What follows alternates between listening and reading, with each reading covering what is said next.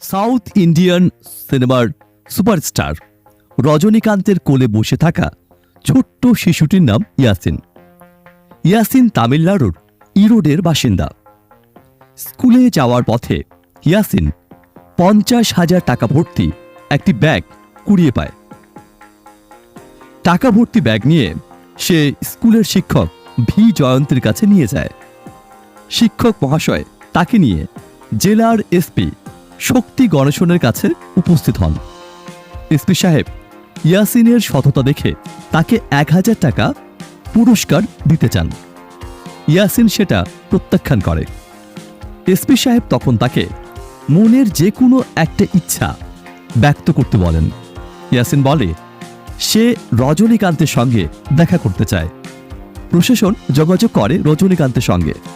রজনীকান্ত সমস্ত ঘটনা শুনে তৎক্ষণাৎ রাজি হয়ে যান।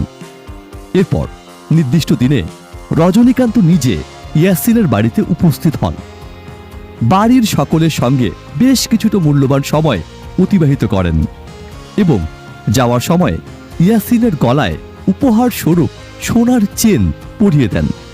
রজনীকান্ত ইয়াসিনের পড়াশোনার সমস্ত দায়দায়িত্ব নিজের কাঁধে তুলে নেন। ইয়াসিন যতদূর পর্যন্ত পড়তে চাইবে রজনীকান্ত সমস্ত খরচ বহন করবেন। Salute superstar.